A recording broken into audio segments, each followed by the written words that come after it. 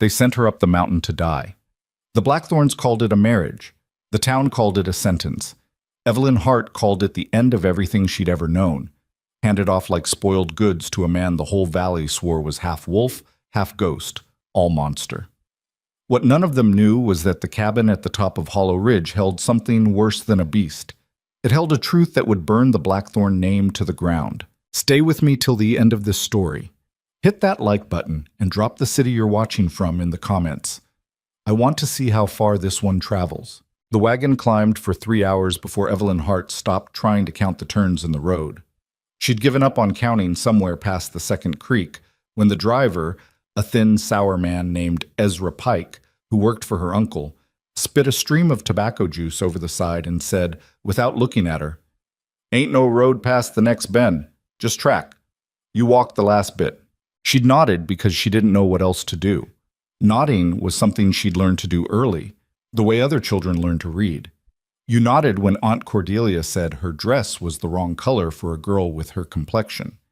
You nodded when Uncle Silas explained, again, that the only reason she was sleeping under his roof was because her dead mother had once been his sister, and blood was blood, even when it was the kind that embarrassed you. You nodded when the cousins laughed about your hair or your shoes, or the way your hands shook when you poured the morning coffee. You nodded, and you survived.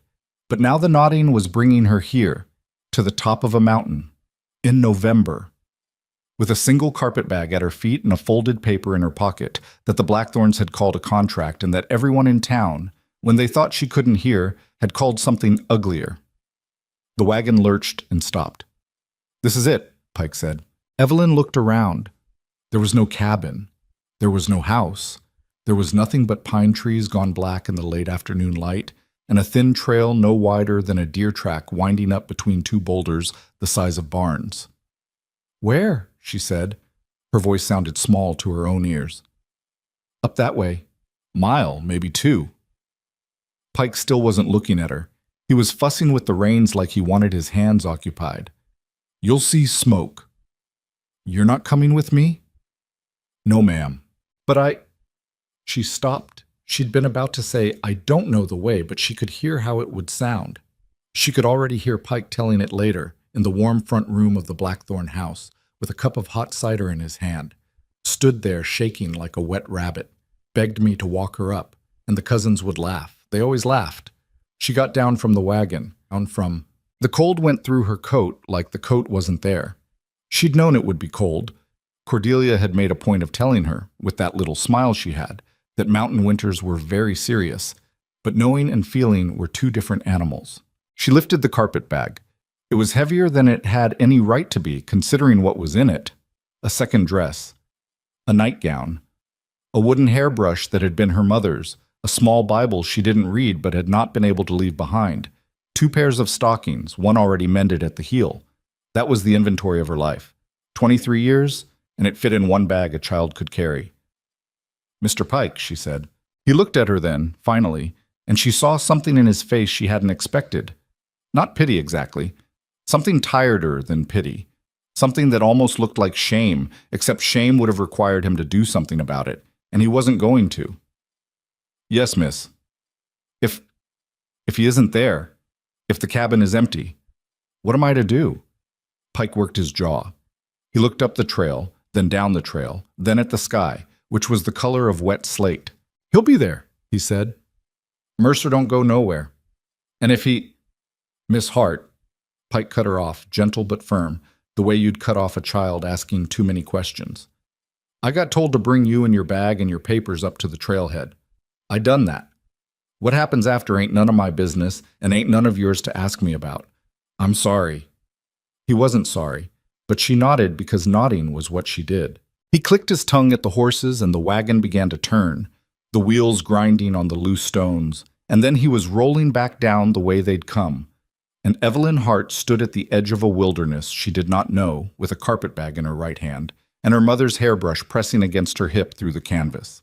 She watched the wagon until it was gone around the bend. Then she started walking. The trail was steeper than it looked. Inside of 10 minutes, her lungs were burning and her left ankle, which had always been the weaker one, had begun to send up the small warning signals it sent up before it gave out altogether. She slowed. She had no choice. The carpet bag, which had been heavy at the bottom, became absurd partway up, like she was hauling a small dead body uphill. And twice she set it down and stood with her hands on her knees and tried to remember how to breathe. The forest was very quiet. She'd grown up in the valley, and the valley was never quiet. There was always something. The blacksmith's hammer, a dog, the wheelwright's saw, women on porches calling their children in. Even at night, the valley made a sound. Wind in the eaves, the river running low under the bridge. Up here there was nothing, or rather, there was something, but it was a kind of nothing she had never heard before. The wind moved through the high pines, and the pines made a sound like an enormous, slow breath. And underneath that there was, what? Her own pulse, maybe. Her own boots crunching on the frozen needles. She thought, briefly and without drama, I could die here. It wasn't a frightened thought. It was almost a curious one. She could sit down on a rock right now, she thought, and pull her coat over her head and just stop. And tomorrow Pike would come back, or someone like Pike, and find her, and they would carry her down, and they would bury her in the small lot behind the Blackthorn house, where they buried the dogs. The thought sat in her head for a long moment. Then she picked up the carpet bag and kept walking, because if there was one thing 23 years of being Evelyn Hart had taught her, it was that she didn't get to stop. Not yet. Not until somebody told her she could. The smoke appeared maybe 20 minutes later, just a thin gray smear above the trees, the kind of smoke a cook fire makes, not the bright signal smoke of a forge or a chimney roaring through dry wood. She followed it. The cabin came into view all at once. It was set in a small clearing where someone, Mercer, presumably, had spent years cutting back the forest a little at a time. There was a wood pile that had to be 6 feet tall and 20 feet long. There was a small shed. There was an enclosure of split rails where 2 dark goats stood watching her with the unbothered look that goats give to everything. The cabin itself was low and long and weather-grayed, with a stone chimney and a roof of dark shingles that had moss on them. It did not look the way she had expected a monster's cabin to look. She had expected, she realized, something like a cave. Something that smelled bad. Something with bones. This looked, the word came to her unwillingly, cared for. The path between the cabin and the woodpile had been swept. The split rails were straight. The shed had a small horseshoe nailed above the door, points up, the way her grandmother had insisted on doing it before her grandmother had died. And there had been no one in the world who cared about Evelyn, except the people who were obligated to. She stood at the edge of the clearing with the carpet bag in her hand. "Hello?" she said. Her voice sounded foolish in the open air. "Hello. Mr. Mercer?" Nothing. She took a step forward, then another. The goats watched her. One of them flicked an ear. She had crossed perhaps half the clearing when the door of the cabin opened, and Gideon Mercer came out. But he was a big man. That was the first thing. The second thing was that he was not, in fact, the creature she had been led to expect. She had heard stories. Everyone had heard stories. Mercer was 8 feet tall and had a face like a side of beef. Mercer had killed 3 men in a tavern in Asheville, and the bodies had never been found. Mercer ate raw meat. Mercer didn't speak because his tongue had been cut out by a Cherokee scout in the war. Mercer's wife had run off, and Mercer had hunted her down through 6 counties, and the body had never been found there either. The man standing on the cabin porch was not 8 feet tall. He was maybe 6'2". He was broad through the shoulders in the way men get broad when they spend a lifetime splitting wood and carrying water and lifting things heavier than they should. He had a black beard that came down to the second button of his shirt, and his hair was the same black, pulled back with a leather thong. His face, what she could see of it, was burned by years of sun and wind, and there was a long pale scar that came down out of his hair on the left side, jumped his eyebrow, and ended at the cheekbone. His eyes were gray. Not pale gray, the dark gray of Riverstone. He looked at her for a long time before he said anything, and he did not look at her the way men in town looked at her, which was either through her or past her, or with the small, mean amusement of someone who'd been told a joke about her earlier and was now remembering it. He looked at her the way you look at something you are trying to figure out. "You're early," he said at last. His voice was low, not rough, just low, the kind of voice that doesn't need to push. She didn't know what to say to that. "They said tomorrow," he said. They told me today. Mr. Pike brought me in the wagon." "Pike." "Yes, sir." He made a small sound that wasn't quite a laugh. "Of course they did." He came down off the porch. He moved easier than she would have expected for a man his size. He stopped maybe 10 feet from her, close enough that she could see the gray in his beard at the edges, close enough that she could see he was older than she'd assumed. 40 maybe? 42. Old enough to have lived through some things. "Set the bag down," he said. She set the bag down. "You walk up from the trailhead by yourself?" "Yes, sir." "In those boots?" She looked down at her boots. They were the boots she'd left the Blackthorn house in. They were good boots in town. Up here they looked like something a child would wear to play in. "Yes, sir." "You hurt?" "No, sir." "You're lying." She lifted her head. She hadn't meant to lie.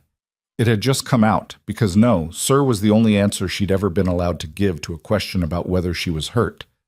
"My ankle," she said. It's an old thing. It'll be fine." He looked at her ankle. He looked at her face. He looked at the carpet bag. "Come inside," he said. "It's going to snow." He turned and walked back toward the cabin. He did not offer to carry the bag. She would learn later that this was not rudeness. He had watched her carry it up the mountain. He was not going to insult her now by suggesting she couldn't get it the last 20 feet. She picked up the bag and followed him. Then the inside of the cabin smelled like wood smoke and pine resin and something else, something simmering. Onions, she thought, and meat. There was a single large room with a sleeping loft tucked up under the eaves, and at the back, a small partition that walled off what looked like a smaller second room. The fireplace took up half of one wall. The fire in it was banked low, but the heat hit her like a hand. There was a rough table, 2 chairs, a bench, a long shelf of books. She had not, she realized, expected books, that ran most of the length of the wall opposite the fireplace. There were skins on the floor. A rifle hung above the door, and another over the mantel, and she counted at least 1 knife at his belt and 2 more on the wall. He saw her looking. "You can put your bag in there," he said, gesturing at the partitioned room. "That's yours." "Mine? You're not sleeping in the loft, and you're not sleeping in here, so that's yours. Door latches from the inside." She stared at him. He waited. "Mr. Mercer," she said. Her voice was thinner than she wanted. I have a paper from my uncle. It explains—" "I know what it says." "You've seen it?" "Silas Blackthorn sent his lawyer up here in September. I know what he wants. I know what he thinks he's getting." He paused, and she watched his jaw work under the beard. "I know what he sent you up here believing."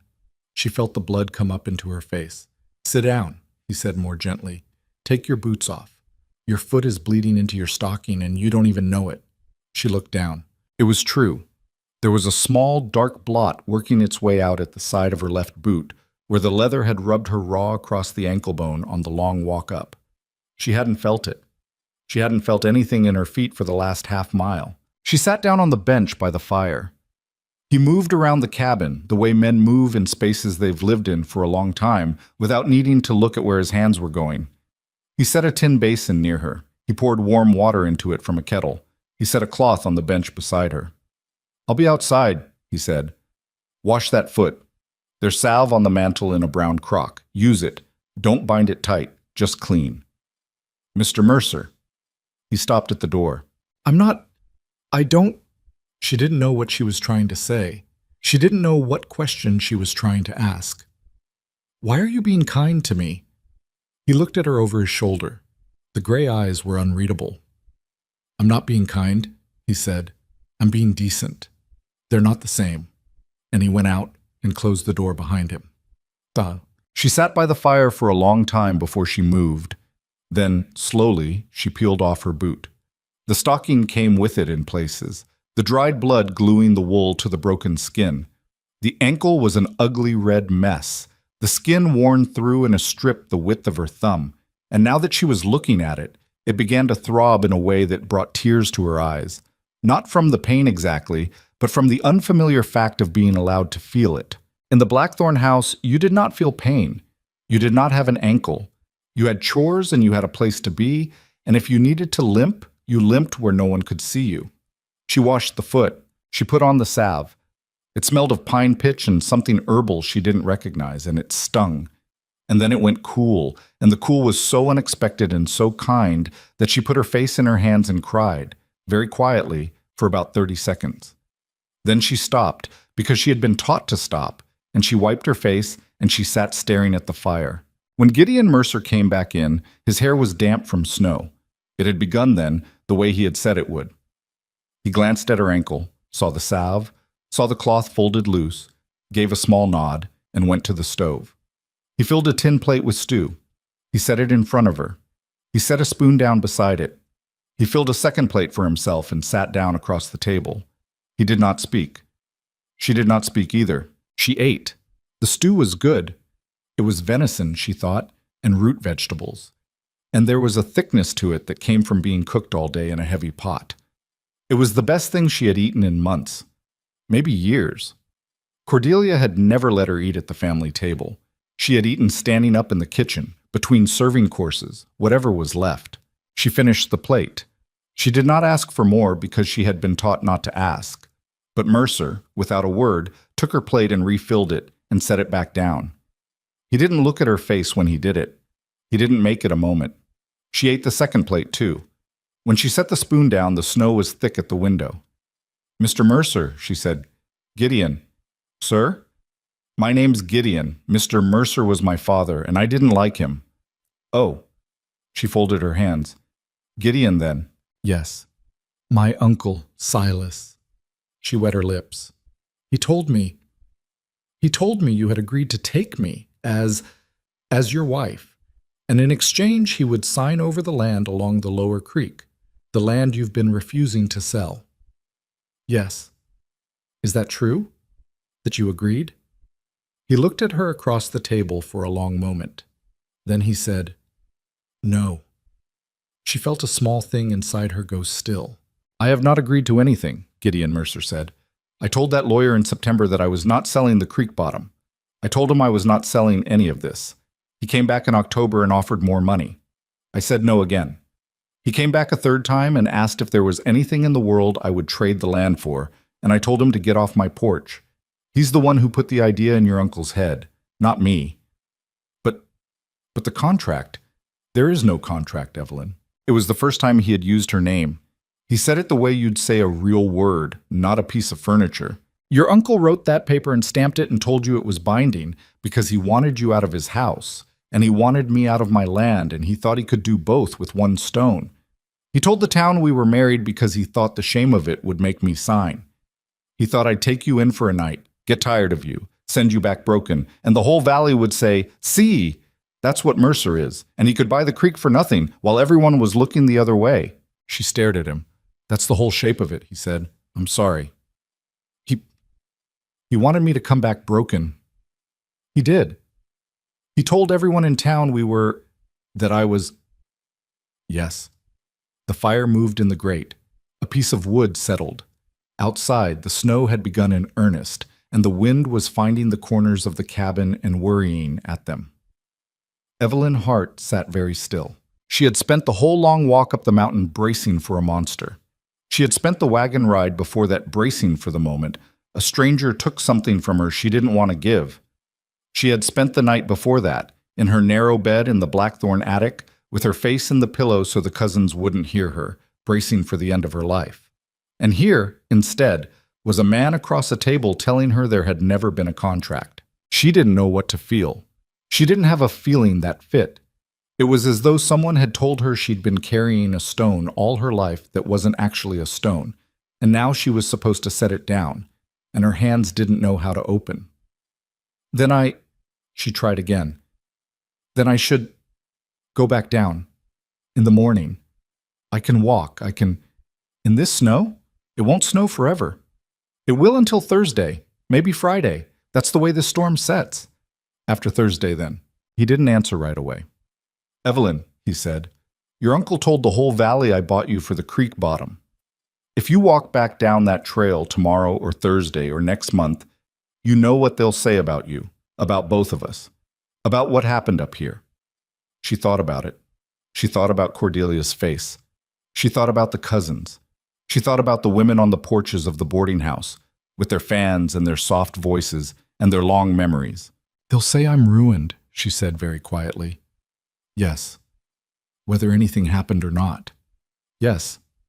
And you, they'll say what they were already going to say. I've been the wolf in this valley for 11 years, Evelyn. I'm used to the shape of it." She looked down at her hands on the table. She had small hands. Cordelia had always said so, in the tone that meant unfortunate. Cordelia had small things to say about every part of her: her hands, her shoulders, her hair, the space between her front teeth, which Cordelia had once said made her look simple when she smiled. Evelyn had stopped smiling at 12. She raised her eyes. "I don't want to go back," she said. It came out so plainly it surprised her. She had not known she was going to say it. She had not known it was a thing she was allowed to want. He looked at her steadily. He didn't smile, he didn't frown, he just looked. "You don't have to," he said. "I have no money. I don't need money. I have nothing to offer in trade. I can cook a little. I can sew. I don't know anything about this." She gestured weakly toward the dark window, the snow, the wilderness behind it. "I don't know any of it." "You can learn." "I'm not strong." "You walked up that mountain on a torn ankle without crying about it. I think you don't know what you are." She felt the blood come up into her face again, but it was a different blood this time. Not the blush of shame. Something else. Something she didn't have a name for yet. He stood up. "I'm going out to see to the goats before the snow gets worse," he said. "There's a quilt on the bed in your room. It's a heavy one. There's a pitcher of water on the washstand and a candle. Latch your door if you want to. I won't come in. I won't come in tomorrow either, or the day after that, or the day after that. This is your house too now, for as long as you want it to be, and I am not the man your uncle described to you." He took his coat from the peg. He pulled it on. At the door, with his hand on the latch, he stopped. "One more thing," he said. She waited. "Tomorrow morning, when you wake up, you're going to want to apologize to me for coming, for being here, for taking up space, for breathing my air. I can see it on your face already." He didn't look at her as he said it. He was looking at the door. "Don't. I don't want it. You don't owe it. We'll have breakfast and I'll show you where the wood box is, and that'll be the whole of it. Do you hear me?" She nodded. "Out loud, Evelyn." "Yes," she said. "I hear you." He went out into the snow. She sat by the fire for a long time after the door closed, listening to the wind, listening to the soft thump of his boots on the porch when he came back, listening to him moving in the cabin and then climbing the ladder to the loft, listening to the small sounds of a stranger settling for the night above her head. Then she rose, and she took her carpetbag, and she went into the small room that he had said was hers. There was, as he had said, a bed with a heavy quilt. There was a washstand. There was a candle. There was, on the windowsill, a small clay pot with a sprig of something dried in it. Rosemary, she thought, though she wasn't sure. The kind of small touch a man would not have thought of unless he had been a different man once, in a different life.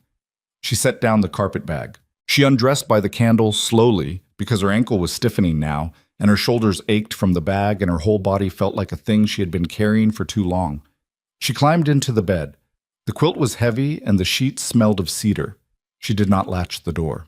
She lay in the dark, and outside the wind tore at the roof, and somewhere down in the valley, the Blackthorn house was sitting warm and lit and full of people who at this very moment were probably laughing about her, were probably telling Pike to tell them again about the look on her face when he'd left her at the trailhead, were probably calculating how many days it would be before the broken thing came stumbling back down the road and they could begin the second part of their plan. She thought about that.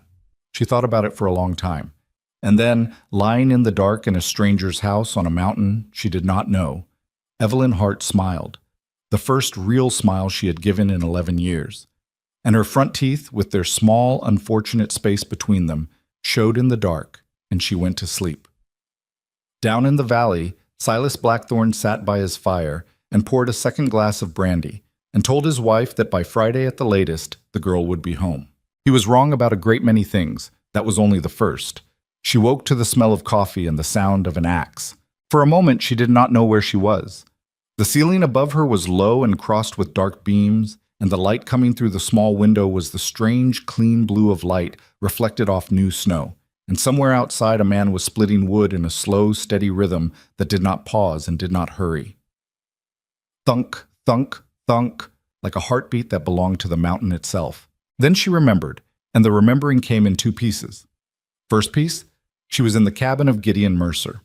Second piece, she was not afraid. The second piece took her longer to absorb than the first. She lay under the heavy quilt and looked at the ceiling and tried to find the fear where it usually lived, the small tight thing behind her breastbone that had been her constant companion since she was 12 years old. It was not there.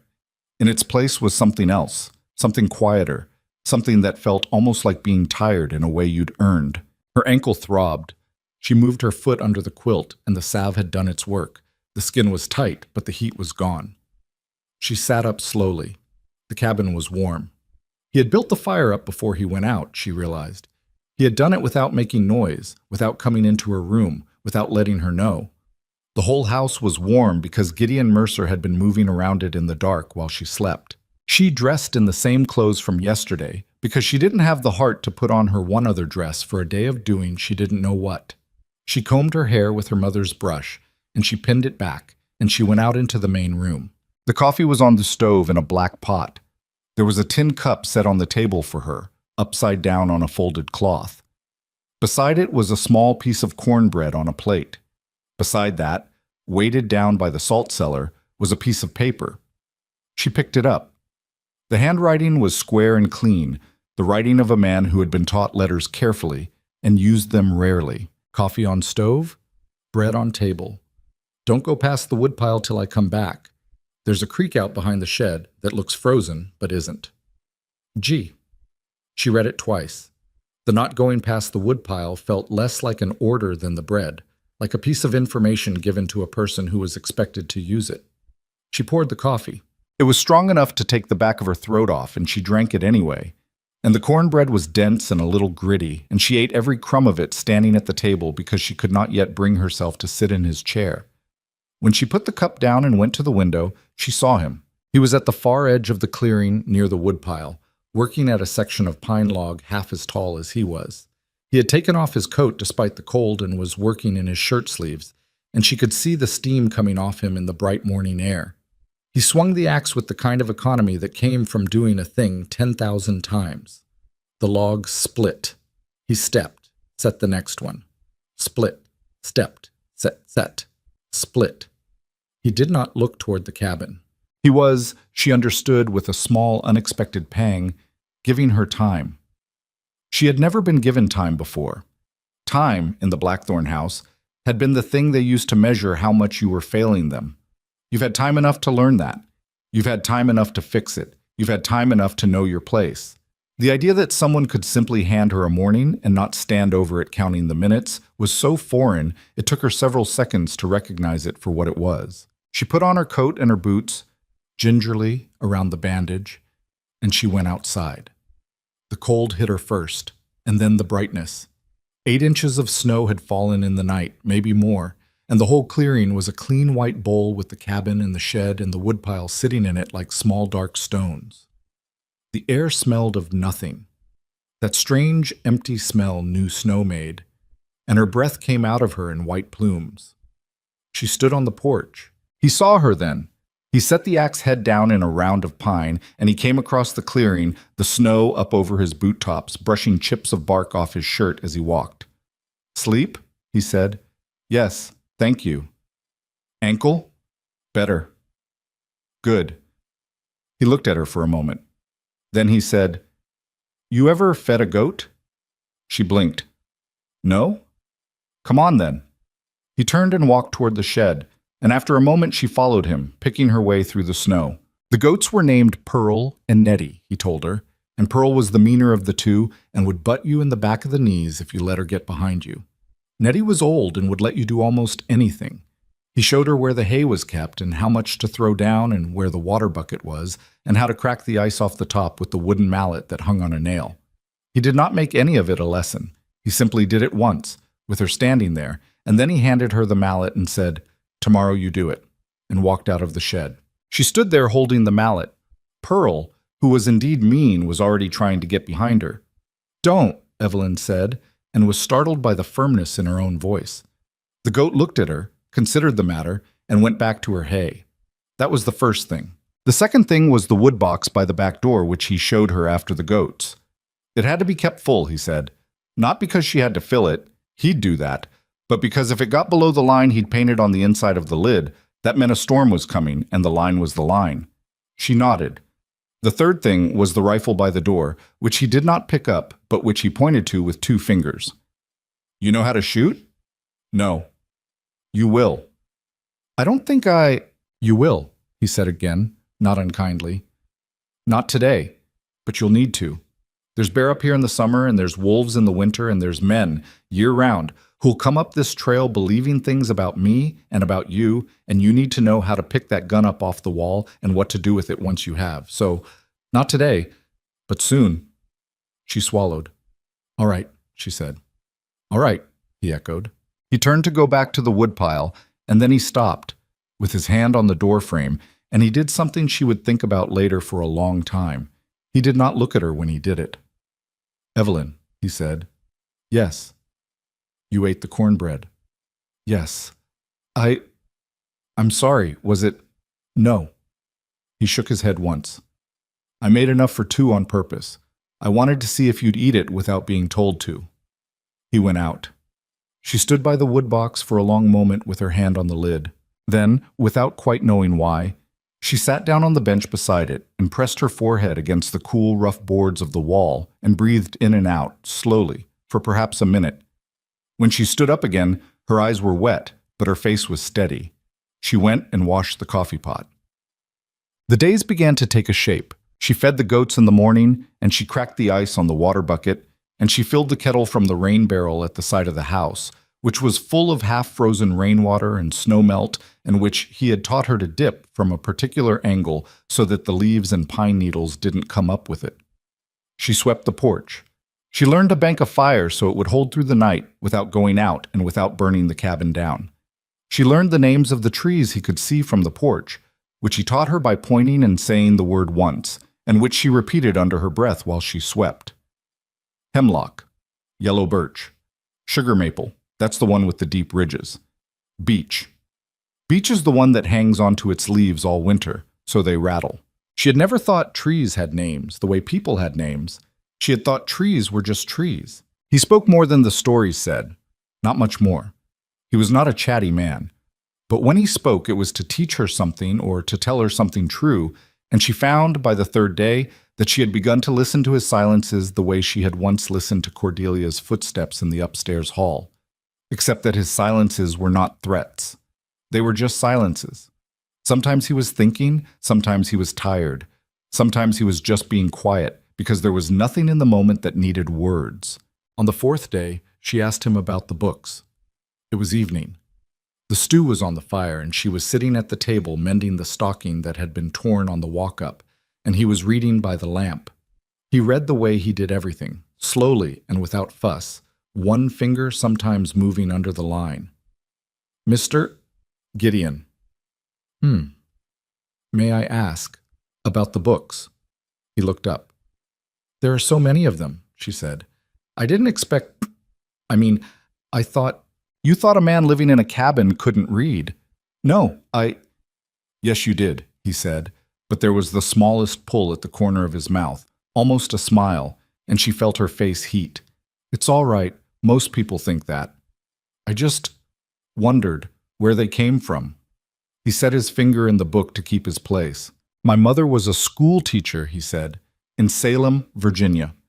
She taught me to read before I could properly walk," my father used to say.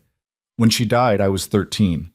There wasn't much left of her to inherit but her books. I took them. I've been carrying them around for 29 years. Evelyn did not say anything. She did not know what to say. He had given her, in the space of 4 sentences, more about himself than she had been given about anyone in years. "What about your father?" she said, and immediately wished she had not. It was too much. It was the wrong question. But he answered. "My father was a hard man," Gideon said. "Not cruel, just hard. He believed in work, and he believed in silence. and he believed that what a man owed his family was a roof and food on the table, and not one thing more. He never raised a hand to me. He never raised his voice. He just never raised anything. I lived in that house for 19 years, and I don't think he ever called me by my name. Not once. He called me boy, and then he called me son when I got bigger, and that was the whole of it. That's... She stopped. What?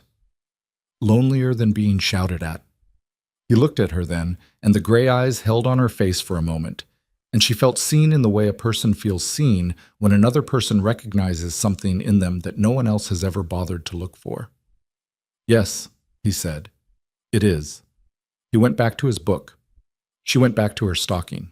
But she had said something true to him, and he had said something true back, and the small hard knot in her chest that had been there for as long as she could remember loosened by another quarter turn.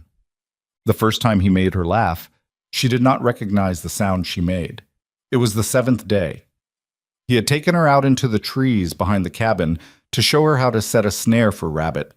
Not because she needed to set one, he said, but because she needed to know one when she saw it, in case she came across someone else's.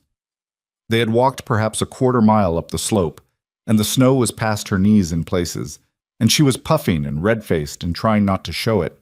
He stopped at a place where the trees were dense and the deer track came down through a gap. Here, he said. You see why here? She looked. She did not see. Look at the ground. She looked at the ground. Snow, more snow, a few twigs. The track narrows, he said. Right here, between these two trees. A rabbit coming through has got to come through here, or work twice as hard going around. So you set your snare here, low to the ground, anchored to this root. You want the loop about the size of your fist. Higher than that, you catch nothing. Lower, you catch a mouse, and the mouse takes your wire. How long does it take? To set? To catch one. Sometimes a night, sometimes a week, sometimes never. You don't set one snare, you set 10. You walk the line in the morning. You bring back what you bring back. She nodded. He crouched down and showed her with a piece of cord, not the real wire, because he wasn't actually setting one, how the loop sat, how the anchor knot worked, how you tied the trigger so the rabbit's own weight closed the noose. She watched him. He was very good with his hands, she noticed. They were big hands, scarred across the knuckles and along the back of the right thumb, and there was a finger on his left hand that didn't quite straighten all the way, as though it had been broken once and badly set.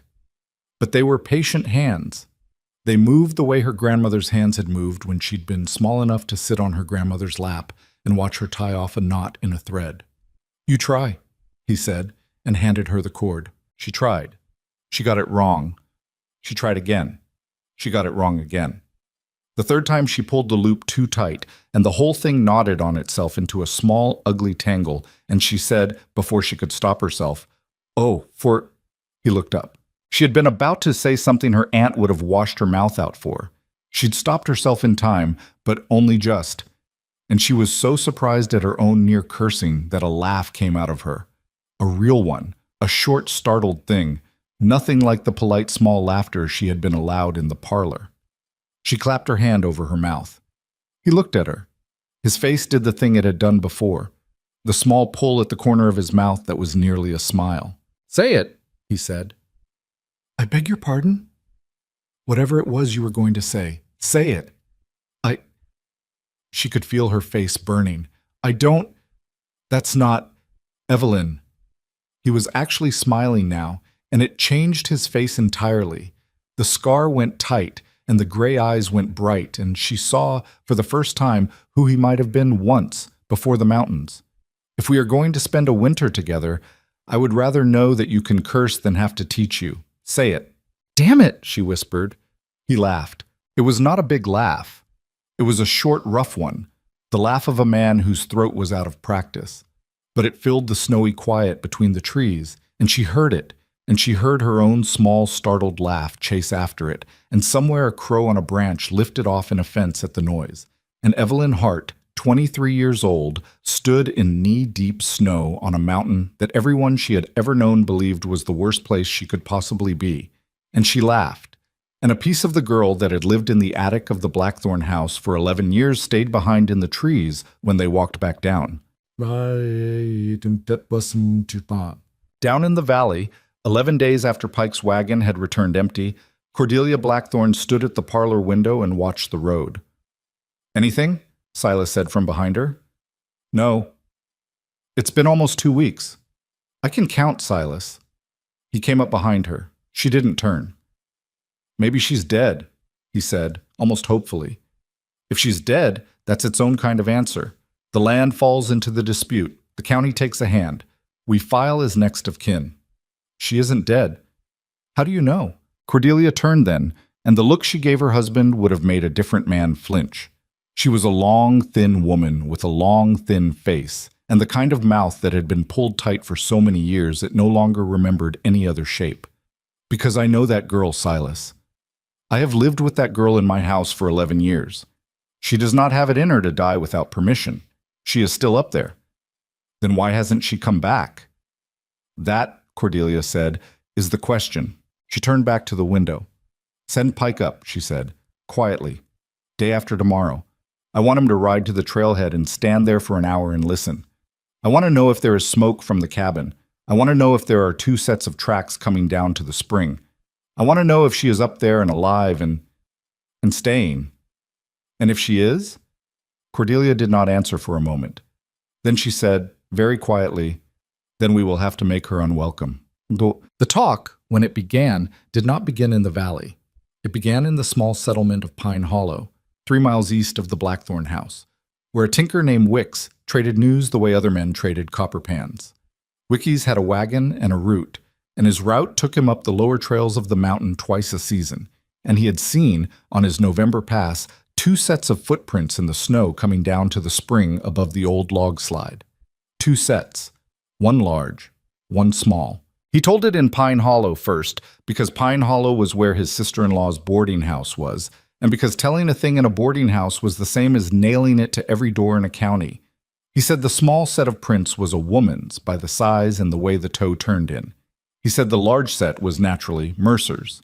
And he said, and this was the part the boarding house enjoyed the most, that the 2 sets of prints came down together and went back up together, and that at one place on the trail, where the ground was flat under a hemlock, the 2 sets stood next to each other for a long time, the way prints do when 2 people stop to talk. "They were courting," said Wicks, who had never in his life seen 2 people court, but who knew a good story when one was given to him for free. "Right out there on the mountain, Mercer and the Blackthorn girl, courting." The boarding house enjoyed this very much. By the time the story had walked down the 3 miles of road from Pine Hollow to the valley, it had grown several new heads. By the time it reached Silas Blackthorn's ear, which it did on a Thursday morning, by way of a delivery boy who had heard it from a stableman who had heard it from a cook, it had become the following: that Gideon Mercer had bewitched the Blackthorn girl, that the 2 of them were living together as man and wife in the cabin on the ridge, that the girl had been seen with her hair down and her face washed and a color in her cheeks she had never had in town, and that this was the part Silas heard last, and which made him set down his coffee cup so carefully it did not make a sound on the saucer. The girl was happy. Silas Blackthorn sat alone in his dining room for some time. Then he stood up and went to find his wife. He found her in the back parlor, going through household accounts with a pencil in her teeth. She did not look up when he came in. "He's making her happy," Silas said. Cordelia took the pencil out of her teeth. "What?" "Mercer. He's making her happy. The whole road from Pine Hollow is talking about it. He's got her up there, and she's happy, Cordelia. She's not broken. She's not crawling back down to apologize. She's happy." Cordelia laid the pencil down on the ledger very carefully. "Then it is worse than I thought," she said. Yes, it's the opposite of what you don't understand." Cordelia's voice was low, and there was something in it Silas had not heard in many years, a kind of cold that he had forgotten his wife was capable of. "Silas, if that girl is happy up there, do you understand what that means? It means everyone who comes through this valley for the next 20 years is going to tell the story of the Blackthorn niece who escaped her family and was loved by a wild man on the mountain. They are going to tell it in taverns, Silas. They are going to tell it to children. We will not be the family that built this town. We will be the family in the story, the family she ran from, She stood up. Get Wickies to come here, she said. Not Pike. Wickies. Pike is useless. I want Wickies here by tomorrow night, and I want him to bring his cousin from the timber camp, the one with the bad eye. And I want to see the lawyer, today, before dark. Cordelia. Today, Silas. He went. She stood at the window of the back parlor for some time after he had gone, looking out at her own clipped garden, at the boxwood she had kept pruned to the exact shape she preferred for 16 years. You stupid girl, she said softly, to no one, to a window. You stupid, stupid girl. I gave you everything. A roof, a name, a place at the edge of a respectable family. And you have chosen a cabin. She drew the curtain. She would have to do this carefully, she thought. She would have to do this in a way that left no marks, and no witnesses, and no path back to her door. She had done such things before. She knew how. Up on the mountain, on the same Thursday afternoon, Gideon Mercer was teaching Evelyn how to hold a rifle. He had brought it down from above the door and set it on the table between them, and shown her how it broke open, how the chamber sat, how to load and unload, how to carry it so that the muzzle was always pointing somewhere that didn't matter if it went off, at the ground, at the sky, never at a person, never even at a person you were sure was not there. He made her practice the breaking and the loading until she could do it without looking at her hands. Then he took her outside into the long clearing behind the woodpile, and he set a tin can on a stump at 20 paces and put the rifle in her hands. Heavy, she said. Yes. My arms will get stronger. Aim with the bone, not the muscle. Set the butt into your shoulder the way I showed you. Tight. If you hold it loose, it will kick you and you'll cry, and I will laugh, and then you'll be angry, and you'll shoot worse. So, tight. She tightened. Breathe out, squeeze. Don't pull. She squeezed. The rifle went off with a noise that filled the whole clearing, and the kick slammed into her shoulder, and the can on the stump did not move. You missed by 2 feet, he said. I know. That's all right. The can is not going anywhere. Try again. She tried again. She missed. She tried a third time. She missed. The fourth time, the can jumped 6 inches sideways off the stump, and she gave a small involuntary cry of triumph. And he said very calmly, Good. Now do it again, the same way, 10 more times, and don't smile until you've done it 10. She did it. She did not hit the can 10 times. She hit it 4. But by the 10th shot, her shoulder was numb, and her hands were shaking, and her face was hot in the cold air, and she felt, and this was a feeling so unfamiliar to her that she had to stop and put it into a word. She felt capable. She lowered the rifle. He took it from her gently. He broke it open. He ejected the spent shell. Tomorrow, he said. Again. Every day until you can put the ball where you want it. Do you understand why? She looked up at him. The wind had blown some of his hair loose from the leather thong, and it was lying across the scar on his face, and his gray eyes were on her, and she understood. She understood without him having to tell her.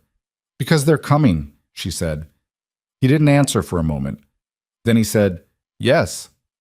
My uncle, or Many sends. Probably Many sends. He's not the kind who comes himself. How do you know? Because I've lived in these mountains 11 years, he said, and I have learned the sound of bad news before bad news arrives. The valley is talking about us, Evelyn.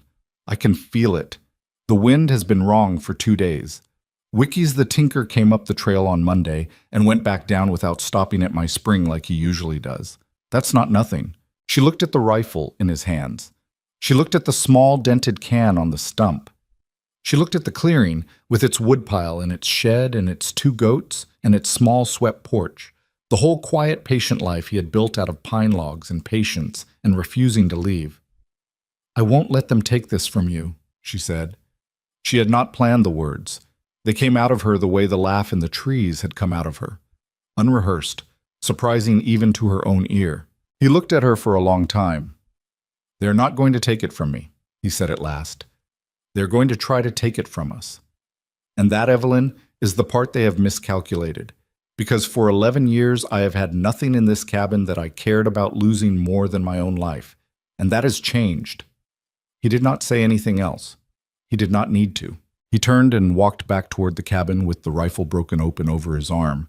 and she followed him through the snow, and behind them in the clearing the small dented can lay on its side in the trampled white, 4 holes through its tin, and the late light catching them, and the wind shifted again out of the north, and from very far down in the valley, on the still cold air, there came the faint and unmistakable sound of a dog barking on a chain. The dog barked twice more, and then it stopped. Gideon stood very still on the porch, with the rifle still broken open in the crook of his arm, his head tilted the way an animal tilts its head when it is trying to read a single thread of sound out of a tapestry. Evelyn stood behind him. She did not speak. She had learned in the 2 weeks she had been on the mountain that when he went still like that, the right thing to do was to go still with him.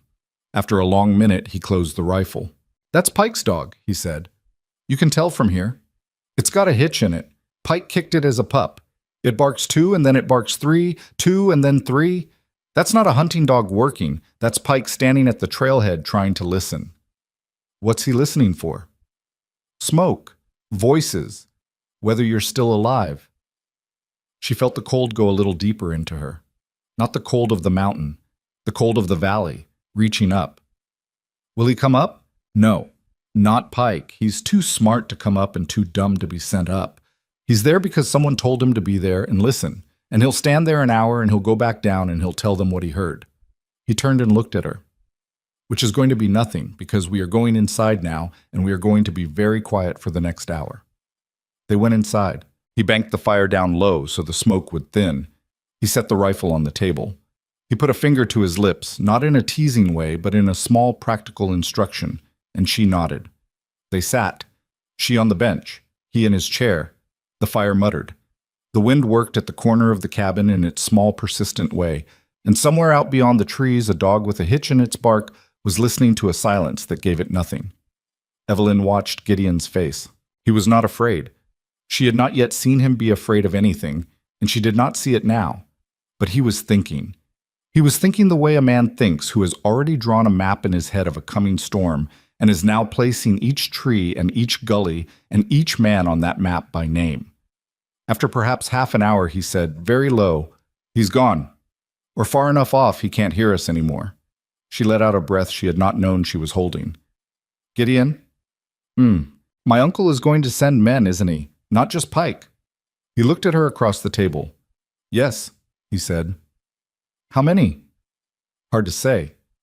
Silas Blackthorne is a coward, and his wife is the one with the spine, so it depends on which of them is doing the deciding. If it's him, 2 or 3 men with bad consciences and worse rifles. If it's her—" He stopped. "If it's her," he said, "more." "How do you know my aunt?" He gave her one of those long looks of his. "Because I have lived in this valley a long time, Evelyn. Not in the town, but near enough. I know the shape of these people. I knew your aunt's brother before he died. I knew the lawyer they keep on a string. I know who the sheriff drinks with, and I know who he owes money to. A man can live alone on a mountain and still know who he is sharing the valley with." She thought about this. "You said the lawyer came to you in September," she said. "Asked you to sell." "Yes." "What did he offer?"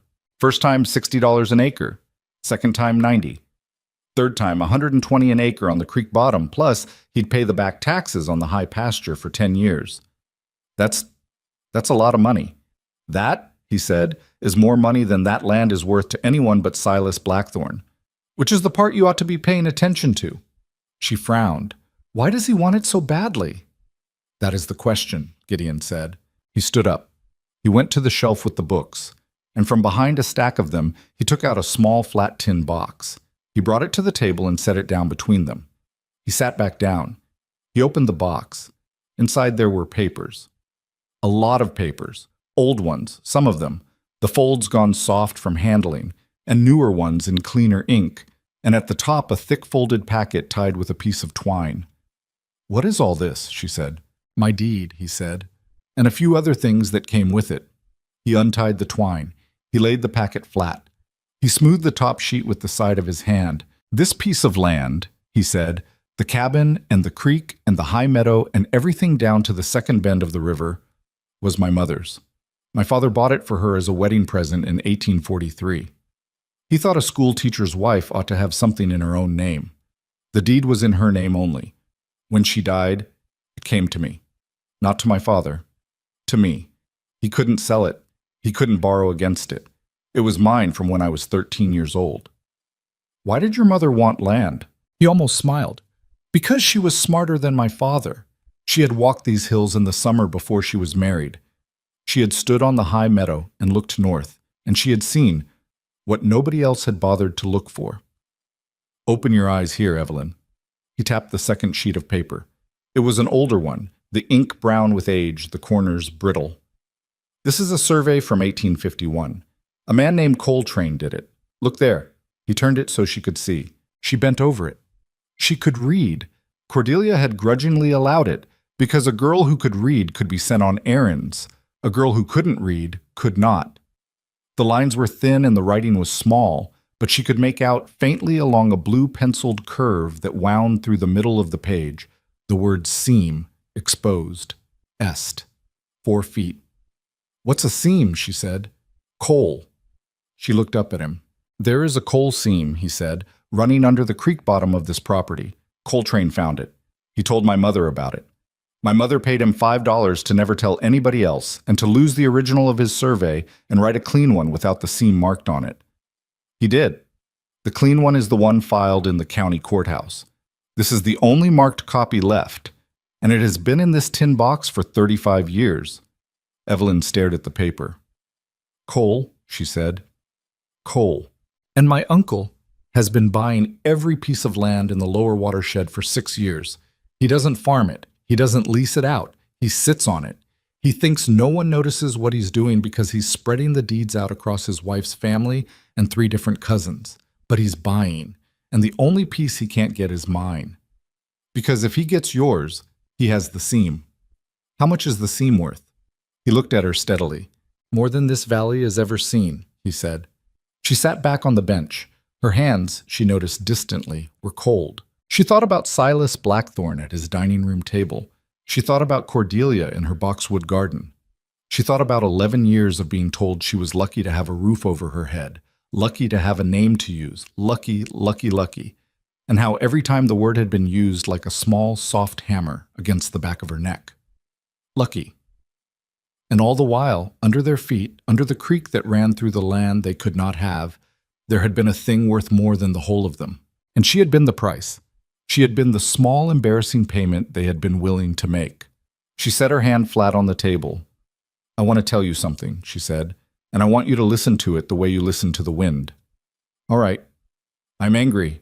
She said it slowly, testing the word in her mouth. She had not been allowed the word for a very long time. In the Blackthorne house, a girl who was angry was a girl who did not understand what had been done for her. Anger had been a thing for other people. For Cordelia, in the long, cold sentences. For Silas, in the closed doors. Not for Evelyn. I am angry, Gideon. I don't even have a word for what I am. They sold me. They didn't even sell me well. They sold me as a joke so that nobody in the valley would be looking at the land. And the whole time I was in their house, I tried so hard to be small and to be quiet and to be good, and Her voice broke. She pulled it back. I am angry, she said again. He waited. What do I do with it? She said.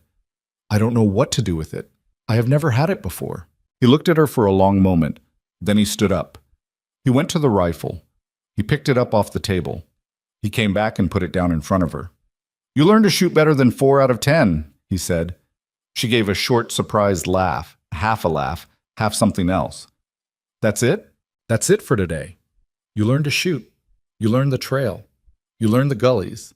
You learn where I cache my dry powder, and you learn where the second rifle is hidden in the shed under the floorboard, and you learn the names of every man who might come up that path, so that when you look at one through a window, you know whether you're looking at a fool or a killer. Anger is not the kind of fuel that burns for one night, Evelyn. It is the kind that burns for as long as you feed it. You have just lit yours. Now you tend it. She nodded. Her eyes were wet, but her jaw was set.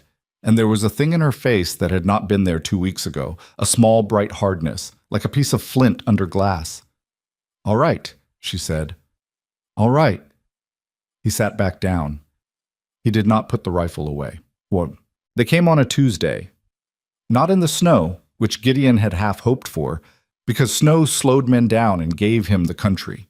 They came on a clear, bright morning 4 days after Wicky's. The tinker had stood for an hour at the trailhead with his hat in his hands and listened, and gone back down to Cordelia Blackthorn's back parlor and told her, with the air of a man being paid for an answer he had practiced, that there were 2 voices in the cabin and one of them laughed. Cordelia had paid him.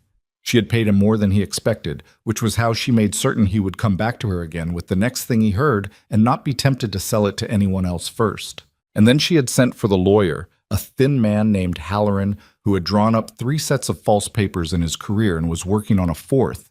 And she had sent for Wicky's cousin from the timber camp, the one with the bad eye and the worst temper, whose name was Job Renner. And Job Renner had brought 2 men of his own, a brother named Caleb and a hired hand named Tully, and the 4 of them rode up the wagon road on a Tuesday morning at first light with a sheriff's deputy named Hollis riding alongside, because Cordelia had insisted that this be done with the law in attendance. There must be papers, there must be a deputy, there must be the appearance of order. Anything else, she had said, was savagery. They were a half-mile from the trailhead when Gideon heard them. He had been splitting wood. He stopped. He set the axe down. He listened. 5 horses, by the sound. 3 iron-shod, 2 not, and the small, steady creak of a saddle that was carrying more weight than a man, which meant one of them was carrying a long gun across his thighs. He went to the cabin. Evelyn. She was at the table. She looked up. "Get the 2nd rifle from the shed," he said. "Load it. Bring it in. Then take the kettle off the stove and pour the hot water in the basin by the door. Then sit at the table and do not stand up unless I tell you to." She did not ask why. She had learned not to. She went out the back door, fast, the way he had taught her, keeping the shed between her and the trailhead, and she was back inside in under a minute, the 2nd rifle in her hands, loaded the way he had drilled her every evening for 10 nights running. She set it across her knees at the table. She poured the hot water into the basin. She sat. Her heart was beating very fast. Her hands, when she put them on the rifle, were not shaking. She made note of this with a kind of distant surprise. She had thought they would shake. They did not. Gideon stood by the front window with his own rifle held loose at his side, the muzzle pointed at the floor. He did not stand in the window. He stood beside it, the way a man stands who has been shot at before. 5 of them, he said quietly. "One's a lawman." "How can you tell?" "The dun horse is the deputy's. I've seen it in town. He rides it because his good horse went lame in October." She nodded. "Listen to me," he said. He did not look at her. He was watching the trail. "When they come into the clearing, you stay at that table. You do not put the rifle on the table. You hold it across your lap, where they can't see it from the porch, but where your hand is on it. If I tell you to stand, you stand. If I tell you to go to the back, you go. If anyone but me comes through that door, you point and you squeeze. Do you understand me?" "Yes." "Out loud, Evelyn. You promised me out loud." "Yes," she said. "I understand." "All right." He waited. The first horse came into the clearing. It was Job Renner's. She knew because Gideon had taught her, over the last 10 nights, the shape of every man Silas Blackthorn might send. And Job Renner was a wide-shouldered man with a beard the color of a fox and a bad eye that he could not quite close all the way, so it always looked half open even when he was sleeping. He was carrying a long rifle across the saddle. His brother Caleb came behind him on a smaller bay, and Tully behind Caleb, and behind Tully came the deputy Hollis on the dun horse, his star pinned to his coat where it could catch the light. And behind Hollis, last, came the lawyer Halloran on a mule, looking miserable and cold and as out of place as a clerk at a hanging. They stopped 20 paces from the porch. "Mercer," Job Renner called. His voice was the kind of voice that had been taught to be loud and had never been corrected. "Mercer, come out!" Gideon stepped onto the porch. He did so the way he did everything, without hurry, without flourish. He had his rifle in his right hand, muzzle down. He stood at the top of the 3 porch steps, and he looked at the 5 men in his clearing the way a man looks at a problem he had been expecting for some time. "Renner," he said, "you know me. I know you well enough. This is Deputy Hollis from the county. He's here in his official, I know Hollis too. Morning, Will." The deputy shifted in his saddle and did not meet Gideon's eyes. "Morning, Gideon," he said. "And Halloran, Gideon went on, and Caleb Renner, and a fellow I don't know on the gray. That's a lot of men to come up a mountain for one girl, Job. You know why we're here? I know what you've been told. I'm not sure you do. Job Renner spat into the snow. Don't get clever with me, Mercer. We're here to collect the Blackthorn girl. Mr. Blackthorn signed her over to you in a private arrangement that wasn't binding and wasn't proper, and on reflection has decided to dissolve the matter and bring her home. Halloran's got the paper. Deputy Hollis is here to see it done lawful. Lawful, Gideon said. Lawful. Halloran. Gideon's voice did not change. Show me the paper. Halloran fumbled at his saddlebag. He pulled out a folded sheet. He held it up. It is a writ, Halloran said, for the return of Miss Evelyn Hart, a minor. She's 23. A ward in the household of Silas Blackthorn, who has the legal authority to... She's 23, Halloran. She's not a minor, and she's not a ward. She's an adult woman whose only legal claim against her is that she was born to a sister of Silas Blackthorn's who died when Evelyn was 12 years old. There's no guardianship. There's no estate. There's nothing on that paper that's worth the ink it took to write it. It is signed and witnessed. It is signed by Silas and witnessed by his wife. That's not a writ. That's a grocery list. Inside the cabin, sitting at the table with the rifle across her knees, Evelyn felt a small, wild laugh rise in her chest, and she swallowed it down. Job Renner kneed his horse a step forward. Mercer, he said. The voice had dropped. The friendliness, which had been thin to begin with, was gone.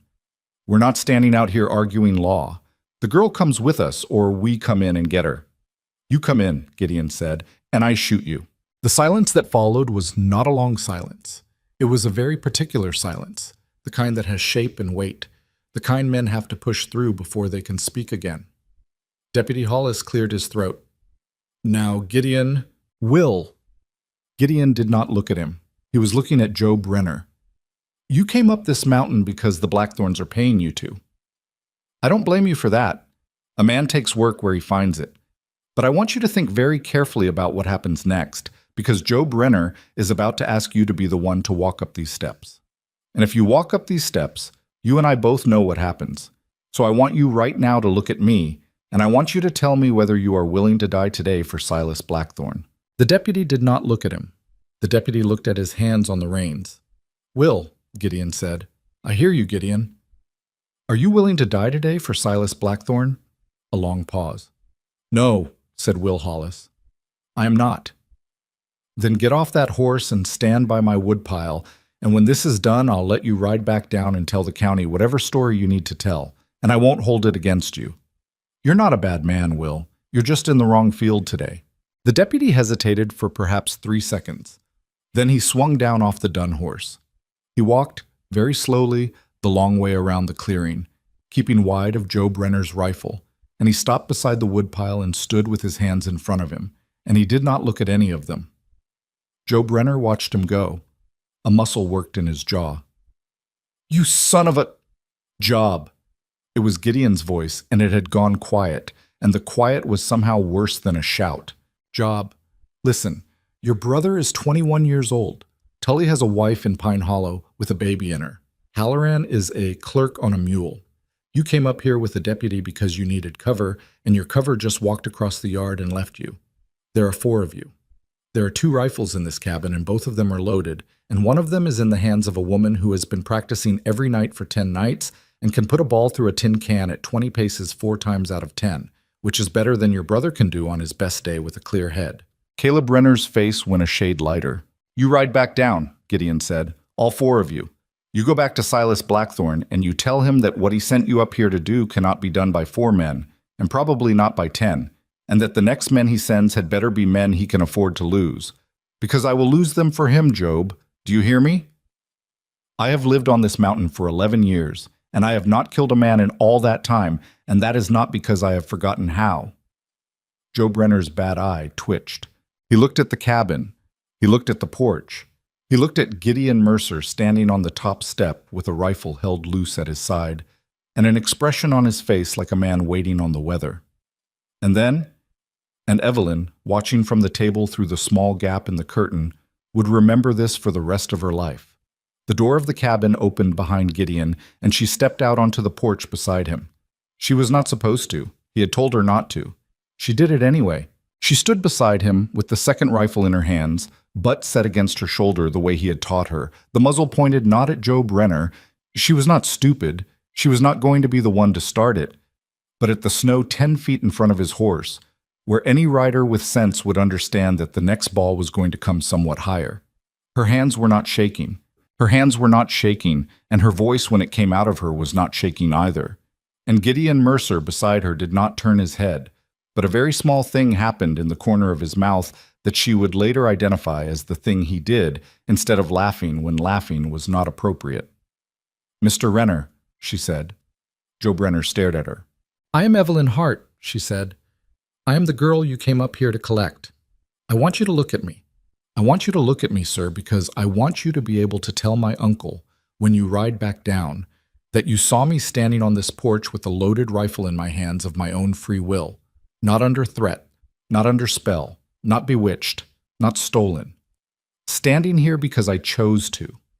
I want you to tell him that. I want you to tell him exactly that, in those exact words, in front of my aunt, where she can hear them. Will you do that for me, Mr. Renner?" Job Renner opened his mouth. Nothing came out. "Will you do that for me, Mr. Renner?" I, out loud, sir." She heard beside her the very small sound Gideon made in his throat, half a cough, half something else. "Yes," said Joe Brenner. "Thank you." You can go now," she said. "Take your brother.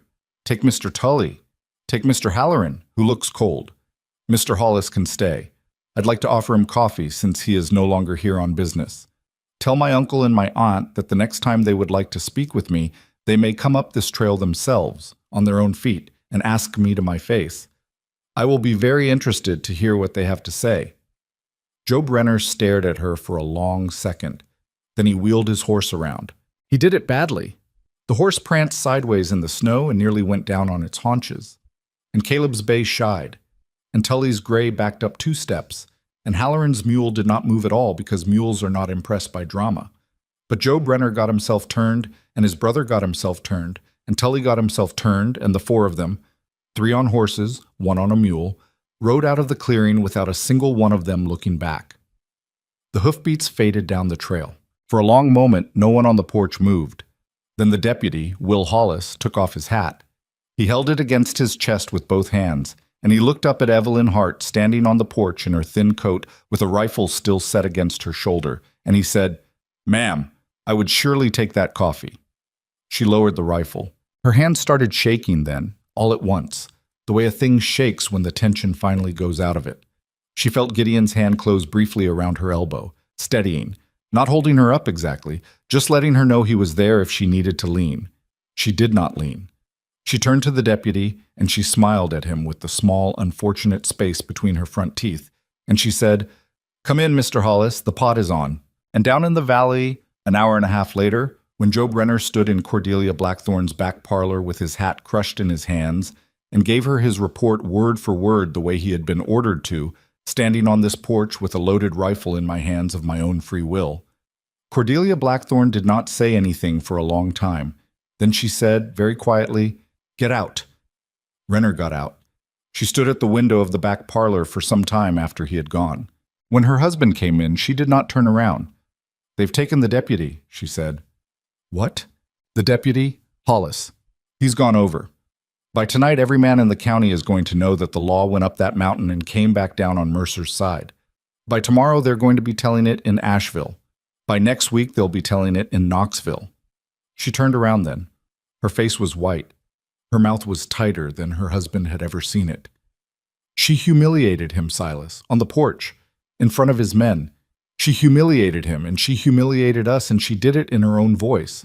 "Cordelia, we are going to have to kill them," she said. Silas Blackthorne went still. "Both of them," she said. "There is no other way out of this. We are going to have to kill them, and we are going to have to do it in a way that the valley believes was their own fault, and we are going to have to do it before the snow melts." Outside, the boxwood in her clipped garden stood as it had stood for 16 years, dark green and patient, and exactly the shape she had cut it to be. The wind moved through it. It did not bend. The boxwood did not bend, but Will Hollis did. He sat at Gideon Mercer's table with both hands wrapped around a tin cup of coffee, and he stared at the rough grain of the wood as if it were a thing he had to memorize. His hat was on the bench beside him.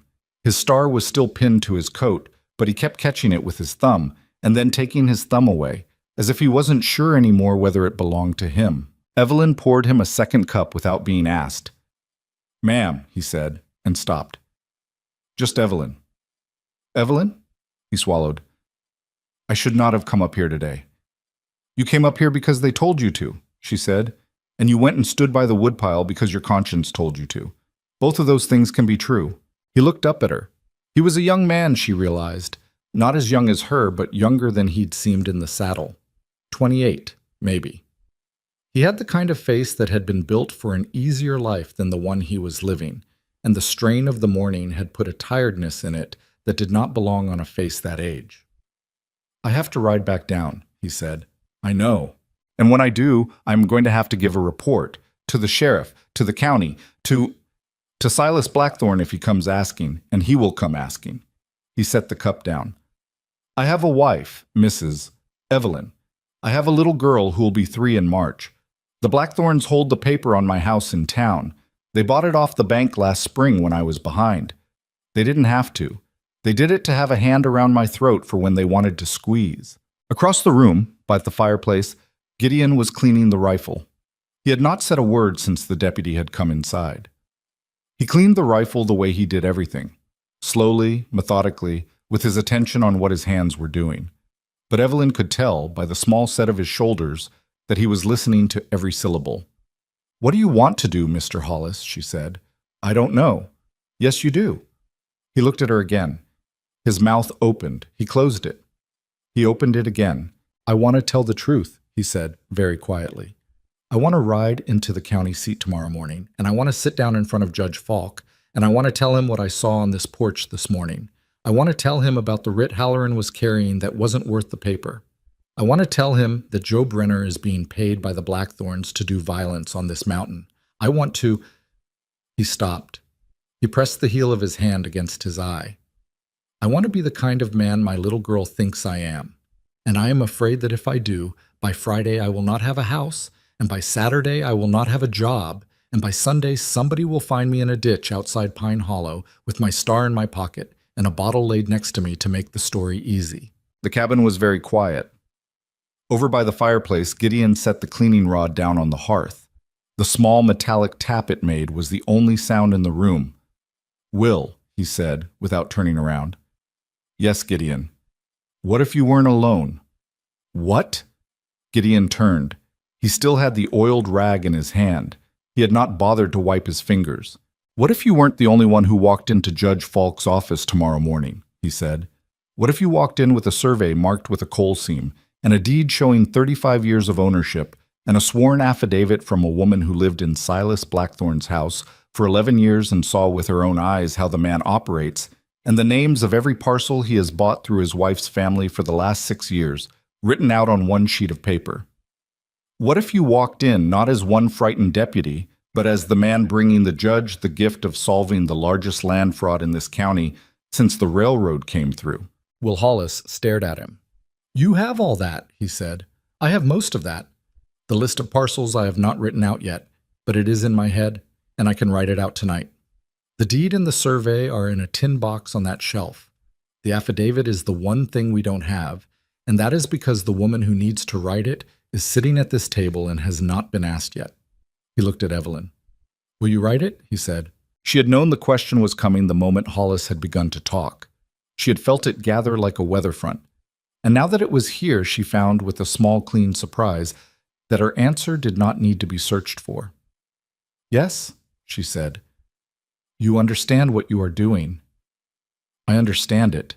They will come for you, Evelyn, even with the law moving. They will come for you in the night if they can. They will hire men who do not have the bad eye Renner has, and they will send them up here without papers. And the safe thing is to give Hollis the deed and the survey and let him take it down himself and to stay quiet up here until the dust settles. The dangerous thing is to put your name on a piece of paper." "I know." "You can do the safe thing. I will not think less of you for it." She looked at him. She had by then looked at him quite a lot. She had looked at him over 14 breakfasts and 14 suppers, across a table that did not measure her by what she could pay for the privilege of sitting at it. She had looked at him in firelight and snowlight and the strange blue light of a winter morning. She had looked at him with a rifle in her hands and a man with a bad eye 20 paces away. She knew his face better than she had ever known anyone's. "Gideon," she said, "I have done the safe thing for 23 years. The safe thing is what put me in a wagon with Mr. Pike. I am not going to do the safe thing anymore. Bring me a pen." He brought her a pen. He brought her also a sheet of his mother's paper, the good thick paper she had been hoarding from her teaching days, which he had not used in 30 years, and which he had been saving, he had told her once in passing, for something worth writing. She wrote. She wrote for 2 hours. The cabin was quiet around her, the fire making its small, ordinary sounds. Will Hollis sitting at the table with his coffee gone cold because he did not want to disturb her by asking for more. Gideon standing at the window watching the trail down to the trailhead because he was no longer going to assume that the Blackthorns would wait a day. She wrote about Cordelia.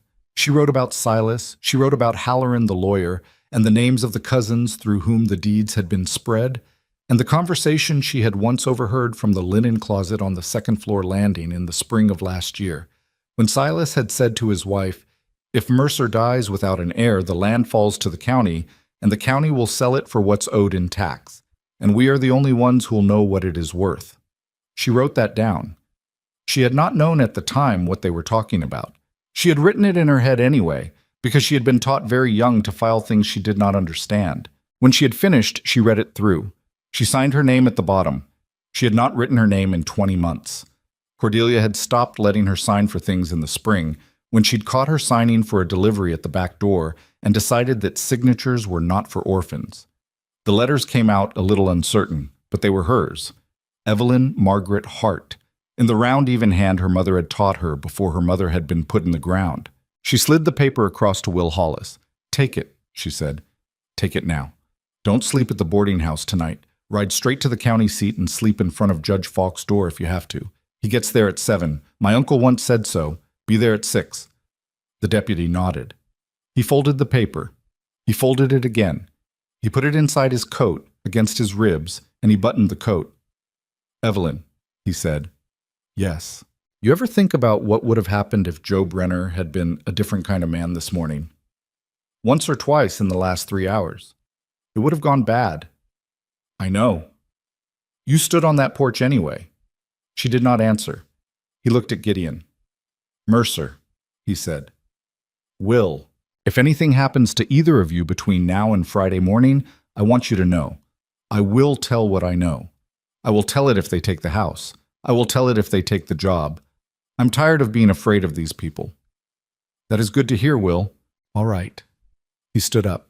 He picked up his hat. He put it on. He looked at the cabin around him as if it were a place he might never see again, and then he straightened his coat and he went out, and a few minutes later they heard the dun horse moving down the trail at a long, steady walk that became, once it cleared the trees, a canter. The sound of it faded. Evelyn sat at the table with her hands flat on the wood.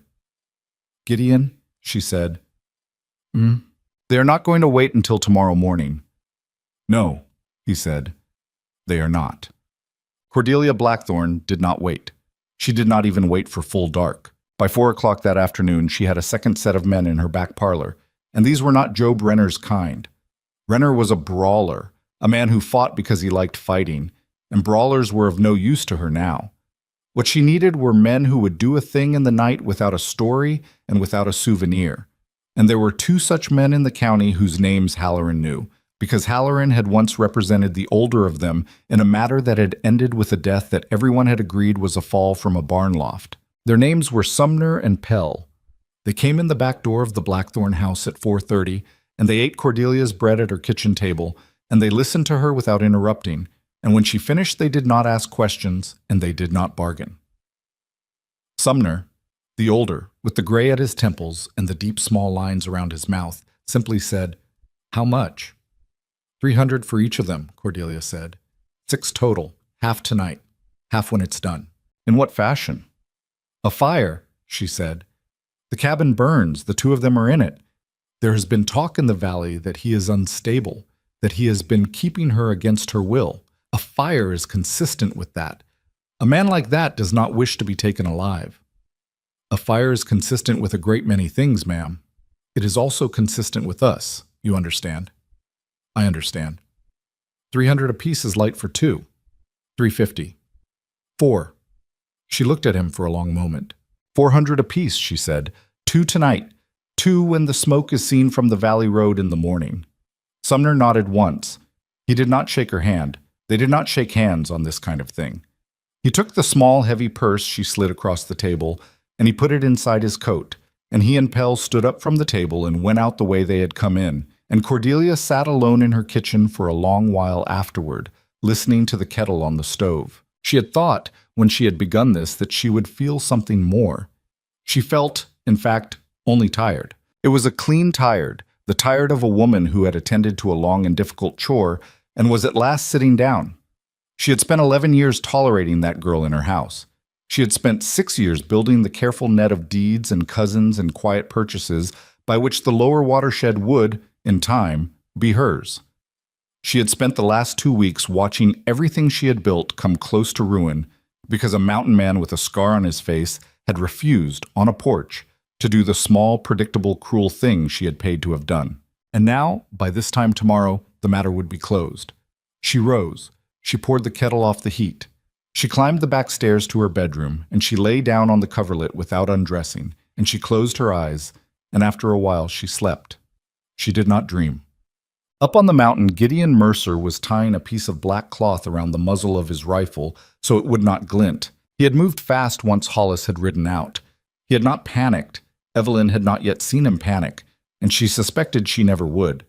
But he had moved with the small, efficient hurry of a man who knew exactly how much time he had and intended to spend none of it badly.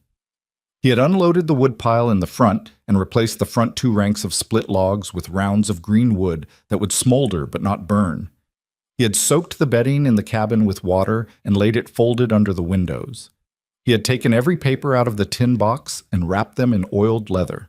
And he had put the bundle in a flour sack, and the flour sack inside a metal pail with a tight-fitting lid. And the pail he had buried under 6 inches of snow at the foot of the 3rd hemlock east of the shed, where Evelyn could find it if she had to find it without him.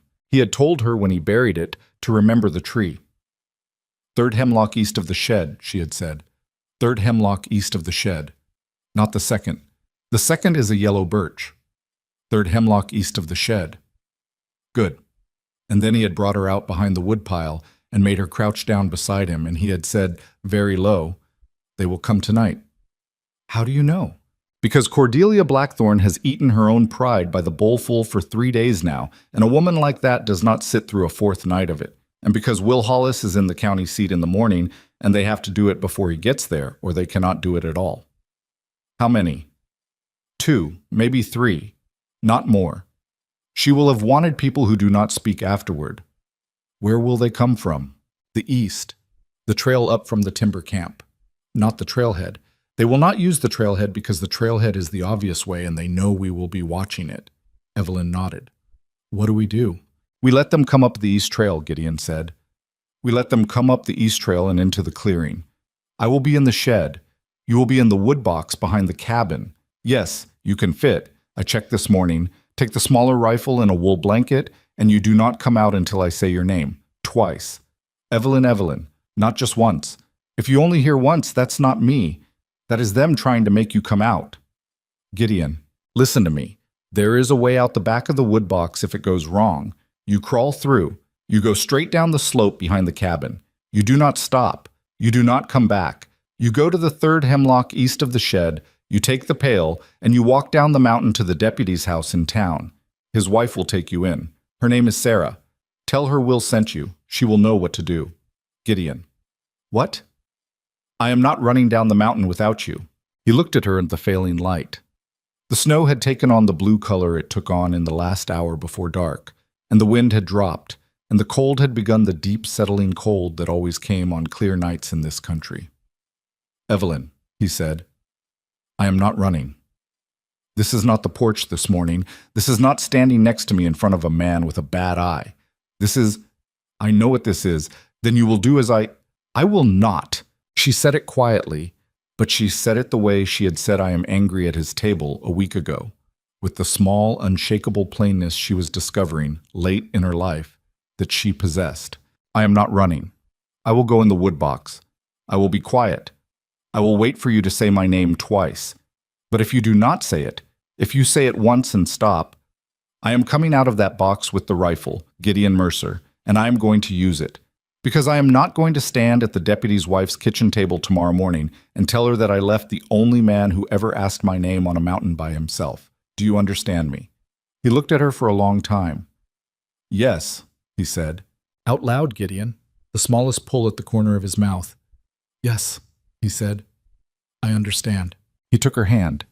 He did it without thinking about it. She could tell. And the not thinking about it was the part that made her breath catch. He had not touched her, not once, in 15 days. He had been so careful about it that the carefulness itself had become a kind of language between them.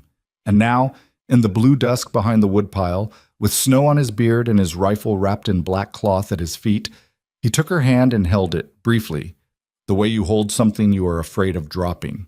He let go. "Get in the wood box," he said. She got in the wood box. Gut. Sumner and Pell came at 3 in the morning. They came up the east trail the way Gideon had said they would, the way the timber crews came up in the summer when they were running lines. And they were good, better than Job Renner's kind, because they made very little noise, and they did not speak to each other, and they kept to the shadow of the trees. Pell carried a lantern with the shutter closed. Sumner carried a small leather pouch of resin and a pair of rags. They had done this kind of thing before, in other counties. They knew the shape of it. They stopped at the edge of the clearing. They watched the cabin for 10 minutes. No light. No smoke from the chimney. Gideon had let the fire die 2 hours before, and the chimney had cooled. No sound. The only thing moving in the clearing was the wind, and even the wind had thinned. Sumner gestured. Pell moved. He went low and fast across the snow toward the front porch. He had the resin pouch in his teeth and the rags in his left hand. He was 3 steps from the porch when Gideon Mercer came out of the shed behind him, and the muzzle of the rifle, wrapped in its black cloth, touched the back of Pell's neck just above the collar of his coat, and a voice in Pell's ear said very quietly, "Put the bag down." Pell put the bag down. He did it very slowly. "Now your hands, up, on top of your head." Pell put his hands on top of his head. From the edge of the clearing, where Sumner was crouched in the tree line, there came the small sharp sound of a rifle being levered. "Sumner," Gideon said, not loud, not raising his voice. He did not turn his head. He kept the muzzle against Pell's neck and his eyes on the line of trees where he knew, by the angle of the lantern earlier, that the other man would be. "Sumner, you listen to me. You came up here for $400 apiece. Your partner is alive right now, and you are alive right now. If you shoot at me, I will kill him, and then I will kill you, and you will have died on a mountain at 3 o'clock in the morning for a woman who is in her bed in a warm house and will not even attend your funeral. I am offering you the chance to walk down this trail tonight and keep walking and never see this county again. You have 10 seconds to take it." A long silence. In the wood box behind the cabin, Evelyn, who had been sitting in absolute stillness for an hour and a half, the smaller rifle across her knees, her right ear pressed to a gap in the boards where she could hear everything, felt the breath go out of her in a long, slow exhalation. She did not stand up. She did not move. She had been told twice to wait for her name. "Mercer," said Sumner's voice from the trees. It was a calm voice, the voice of a man considering an offer on its merits. "What about Pell?" "Pell walks down with you, hands tied. I'll bind them myself. You will not untie them until you are off this mountain, and if I see you so much as look back at this cabin while you are walking, I will put a ball through both of you. Do not test that." "You'd let him go." "I would. I have no use for him. I have no use for either of you. The Blackthorns will have use for you when they hear, but that is not my problem. That is the part you will need to think about tomorrow." A pause. "All right, Mercer." Set the rifle down. "All right." In the snow, not against the tree, the small, soft sound of a rifle being set down in snow. "Step away from it, 10 paces. Hands up." Sumner stepped away. "Hands up. Come into the clearing, slow." Sumner came into the clearing. In the next 20 minutes, which Evelyn would later, when she tried to tell it, find she could not properly describe, because they passed both very fast and very slow. Gideon Mercer bound the two men's wrists with strips of leather, tied each to the other by a length of rope at the waist, recovered Sumner's rifle and Pell's pistol and the resin pouch and a small flask of lamp oil that had been in Sumner's coat, and walked the two of them at the muzzle of his own rifle down the east trail to the timber camp. It was first light by the time he had handed them off to the camp foreman, a man named Holcomb, whom Gideon had known for 9 years and who, when he saw the two bound figures and heard the brief account Gideon gave him, did not ask twice. Holcomb was an old man, and he had no love for the Blackthorns, who had cheated him on a lumber contract in 1879 and never made it right. He locked Sumner and Pell in the camp's powder shed, and he sent his foreman's boy on the fastest horse the camp had to the county seat to bring back Judge Falk and Will Hollis in a wagon. The boy left at 6. By 8, Will Hollis was on the road back up. By 10, the camp had a judge in it and 2 prisoners and a sworn statement and a tin box of papers that Gideon Mercer had walked back up the mountain to retrieve from under the third hemlock east of the shed in the morning light, because he wanted Evelyn, who had finally been allowed out of the wood box at dawn, stiff with cold and shaking and grinning like a fool, to be the one to hand it to the judge in person. She handed it to him. She handed it to him standing in the foreman's cabin at the timber camp, in a borrowed wool shawl that smelled of pine smoke and resin, with her hair coming undone from the night and her face raw from the cold in the small, unfortunate space between her front teeth, showing because she could not stop smiling. Judge Falk, a small, dry man in his 60s with a face like a hatchet and eyes that missed nothing, took the bundle, untied the leather, and read for a long time without speaking. He read the deed. He read the marked survey. He read the affidavit she had written. He read the list of parcels Gideon had written out the night before in his square, clean schoolteacher's son hand. He read it twice. Then he set it down. He looked at her. "Miss Hart," he said. "Yes, sir." "You wrote this affidavit yourself?" "Yes, sir." "In your own hand, of your own free will, without coercion?" "Yes, sir." "You understand what is in it?" "I do, sir." "You understand that signing this is going to require you to testify in open court against your own aunt and uncle, and that they are going to spend a great deal of money trying to prevent that from happening, and that until this matter is settled, you and Mr. Mercer here are going to be the 2 most inconvenient people in this county?" "I do, sir." "All right, then." He picked up his pen. He drew the affidavit toward him. He read the bottom line where her name was. He looked up at her once more, the hatchet face soft for just a moment around the eyes. "All right then, Miss Hart. We will go to work." He signed. And 90 miles of bad road and 4 months of hearings later, after the deeds had been untangled and the cousins had been deposed, and Halloran had, to no one's surprise, turned on his employers the moment the matter touched his own neck, after Cordelia Blackthorn had spent 11 days in the county jail awaiting bond, and her boxwood had grown shaggy from neglect because she was not there to prune it, after Silas had quietly drained the last of the family's liquid assets trying to keep her out of prison and had failed, after Sumner and Pell had testified in exchange for sentences that would let them see daylight again before they died, after the lower watershed had been put under a county trust that would, in time, restore Gideon's deed and add to it the parcels the Blackthorns had bought through cousins who turned out not to have actually consented to having their names used. After all of that, on a green afternoon in late April, Evelyn Hart walked out of the county courthouse with a piece of paper in her hand that said, in the round, even hand of a clerk, that she was the sole legal owner of the southwestern 120 acres of what had been the Blackthorn estate by way of the settlement. She did not look at the piece of paper. She looked across the road, where Gideon Mercer was standing beside a hired wagon with the reins in his hand and a black and white dog at his feet that he had picked up somewhere in March. A stray that had walked up the mountain one day and lain down on the porch and refused to leave. He had named the dog Lucky because Evelyn had told him to. She had said it was a good name for a creature who had finally arrived at the right house. He saw her come out. He did not call to her. He waited. She crossed the road to him, and the spring sun was on her uncovered hair, and the small, unfortunate space between her front teeth showed because she was smiling. And as she came, he stepped down off the wagon and met her in the middle, and he took her hand the way he had taken it that blue evening behind the woodpile, without thinking about it, and this time he did not let go. "Evelyn Hart," he said. "Gideon Mercer." "You ready to go home?" She closed her hand around his. "Yes," she said. I am ready to go home. Home that spring was still mostly the cabin. The 120 acres the court had given her sat down in the valley, good bottomland with a creek running through it, and an old farmhouse that needed a new roof and a barn that needed everything. And Evelyn had walked it once, on the day after the settlement, with her hand on Gideon's arm and the dog Lucky weaving between their boots. She had stood in the doorway of the empty farmhouse and looked at the parlor where her aunt had once made her stand for an hour as a punishment for laughing at something. And she had been waiting to feel something large, a triumph, a closing of accounts, only a small, quiet sadness for the girl who had stood there once and not been able to leave. She had turned to Gideon. "I don't want to live here," she had said. "All right. Is that ungrateful? After everything?" "No. I keep thinking I should want it, the good house, the flat land. You wanted the land back from them because they took it. You did not want it because you wanted to live in it.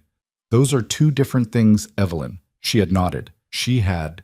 "I want to live on the mountain," she said. Is that all right with you? I know it is your place. I know I have not earned—" "Evelyn, yes. It has not been my place since November." She had looked at him. The April wind had moved his hair across the scar on his face, and the gray in his beard had caught the sun, and he had said it without ceremony, the way he said everything, and she had understood that he had been waiting to say it for some time and had been waiting for her to be in a place where she could hear it without flinching. "Then we go back up," she said. "Then we go back up." And so they had, by the end of that April week, with a hired man named Tomlin, who had agreed to live in the valley farmhouse and work the bottomland on shares for as long as Evelyn would have him, and with the dog Lucky riding in the wagon between them, and with a brass-bound trunk that contained, among other things, the brush her mother had given her and the small sprig of dried rosemary that Gideon had put on her windowsill on the first night, and that she had carried down to the valley with her every time she had gone, because she did not trust the world to keep anything for her when she was not looking. They had gone back up the mountain, and the mountain, for the first time in 11 years, had not been a place a man lived alone. It is hard, looking back across so many years, to describe how that first summer was. It was not easy. Things had not become easy because the court had ruled in their favor. The roof of the cabin still leaked over the loft when it rained hard from the west. The goat pearl was still mean and butted Evelyn in the back of the knees twice in May, before Evelyn finally lost her patience and butted the goat back, on hands and knees in the dirt of the goat pen, the two of them locking foreheads in a brief and undignified contest that Evelyn won by sheer surprise, and that Pearl, afterward, never tried again. Gideon, who had watched the whole thing from the porch with his arms folded and his face doing the small thing it did when he was not allowed to laugh, said it was the first goat fight he had ever seen settled by negotiation. She bit him on the shoulder for that, later, gently, when they were lying in the loft in the dark. He laughed, then, properly, the rough, short laugh she had earned the right to. They were not married in any church. There was no preacher who came up the mountain to bless them, and they did not go down to the valley to find one. They went, instead, in late June, to a small office in the county seat where a clerk named Mr. Pettibone, who had known Gideon's mother as a young woman and who had never had a good word for the Blackthorns, wrote out a civil license on a sheet of county paper and signed it himself, and gave them each a copy and a small handshake that did not require either of them to thank him for anything. They went out into the street afterward, and Gideon bought her a pickle from a barrel outside a dry goods store, and they ate pickles standing in the shade of a sycamore tree on Main Street, and that was the wedding. She would remember the pickle for the rest of her life. It was a very good pickle. The cabin grew that first summer and the second. Gideon added a real bedroom off the back so they would not have to climb the ladder to the loft anymore. She had told him, late in May, that she was going to have a child, and he had stood very still for about a minute looking at her across the table, and then he had gone outside without a word and split half a cord of wood, which she understood, after some thought, to be the form his happiness took when it was too big for him to put it any other way. The child was a girl. They named her Margaret, after Evelyn's mother. She came in February in a storm, with the help of an old midwife from Pine Hollow named Mrs. Cobb, who rode up the mountain on a mule and stayed 3 days and accepted, in payment, a smoked ham, a jar of preserves, and a promise that she could come back and see the child whenever she liked. Margaret was a noisy baby, She had her father's gray eyes and her mother's small, unfortunate space between her front teeth when at last she got front teeth. She was, by general agreement of everyone who saw her, perfectly ordinary, which Evelyn understood late one night while nursing her by the fire to be the greatest possible miracle, an ordinary child who would grow up in a place where she was allowed to be one. There was a boy after that, 2 years later, Daniel, and then no more, because Mrs. Cobb told Evelyn after Daniel that another would likely be the end of her, and Evelyn, who had become a woman who listened to old women in mountain country, believed her. 2 children was what they had. 2 children was enough. The Blackthorn house in the valley sat empty for a long time. Silas had managed, by selling everything that was not nailed down and a few things that were, to keep Cordelia out of prison. The court had not been gentle, but it had stopped short of iron bars. What it had not stopped short of was ruin. The deeds had been unwound. The cousins had been compensated and made angry. The lower watershed, where the coal seam lay, sleeping, under 20 feet of clay and stone, had been put under a public trust that distributed lease income, when the leases finally came, in equal shares to every family who had owned land along the creek when Silas had begun his buying. Gideon's share, by acreage, was the largest. He took the money, the first year it came, and he built a one-room schoolhouse halfway up the trail where the wagon road met the foot of the mountain, and he hired a young woman from Asheville to teach in it, and he paid her wages out of the coal money for as long as he lived. He never said why. Evelyn never asked. She knew. His mother had been a school teacher. Silas Blackthorn died in 1894 of a thing in his liver that the town doctor said was probably brandy and probably grief in roughly equal parts. Cordelia outlived him by 11 years. She lived, in the end, in 3 rooms above a milliner's shop on the main street of the town she had once owned a quarter of. And she went out very rarely, and when she did go out, the people she had been cruel to for 40 years had the small, mean satisfaction of either nodding to her or not nodding to her, as they pleased. Evelyn never went down to see her. She had thought, in the years after the trial, that she might one day, that she might owe herself the closure of standing in a doorway and looking at the woman who had tried to sell her and saying, "Look at what you did not break." But the years went by and the impulse faded, and one morning in the spring of 1905, word came up the mountain that Cordelia had died in her sleep, alone, and Evelyn, who was in the garden hilling potatoes, sat back on her heels in the dirt and waited for some feeling to come. The feeling that came was not what she expected. It was a kind of tiredness, not grief, not satisfaction, just the small, clean weariness of a woman who had carried a thing for 30 years and who had, without quite noticing, set it down some time ago. She picked up her hoe. She went back to the potatoes. That was the funeral she gave Cordelia Blackthorn, and it was more than the woman had earned. But the mountain itself did not change very much, even as everything around it did. The town in the valley grew. The railroad finally came through in 1898, and with the railroad came strangers, and with the strangers came talk, and the talk about Gideon Mercer and his wife, which had once been the cruel laughter of a small valley, became, in the way these things do, a thing told over campfires and in saloons and on long train rides as far north as Pittsburgh and as far south as Charleston. The story changed in the telling, the way all stories change. By the time it reached strangers, it had her shooting 4 men dead on the porch with 1 rifle, which was not true, and him fighting off a bear with his bare hands in the second winter, which was also not true. It had been a young black bear, and he had run it off by throwing a stove lid at it, and the stove lid had hit it in the rump, and the bear had gone home embarrassed, which was a better story but harder to make poetic. She didn't mind the wrong versions. She used to. In the first few years, when travelers would come up the trail and ask, with that particular shining face people get when they are about to meet a piece of a story, she would feel a little impatient with them. She would want to correct them. She would want to say, "It was not like that. It was smaller and harder, and there were days I cried because the goat got loose. It was not the thing in your head." But after a while, she'd stopped wanting to correct them. She stopped wanting to correct them because she came to understand that what the strangers needed from the story was not the truth of it. What they needed was the shape of it.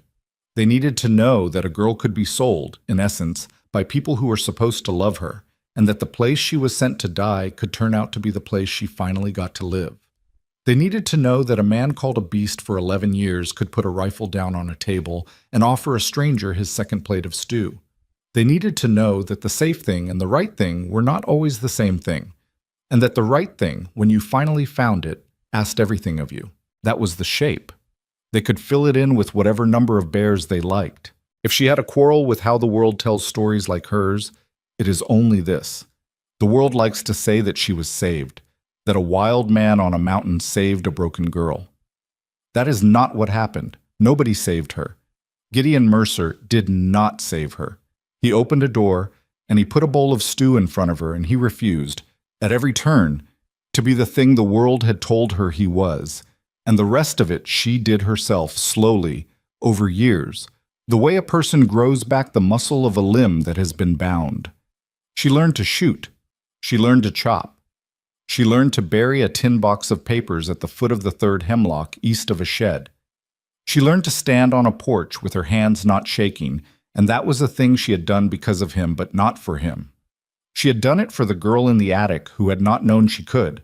If there is a lesson in any of this, and Evelyn, in her older years, was not always sure there was, because she had come to mistrust people who handed out lessons too freely, it is perhaps that the places people send you to break, you are not always the places that break you. Sometimes they are the places you find your own back. The wilderness is a hard country. The Blue Ridge in winter is harder than most. But the wilderness will let you be exactly who you are, in a way that polite parlors and tight-mouthed aunts will not.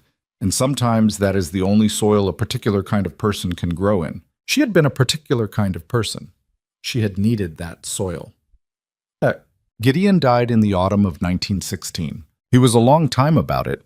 He was 68 by then, which was old for a man who had used his body the way he had used his, and the cough that took him had been working at him for 2 winters. He did not complain about it. He had never been a man to complain about anything. He went on splitting wood, in smaller pieces, for as long as he could, and when he could not split wood anymore, he carried it from the pile to the house.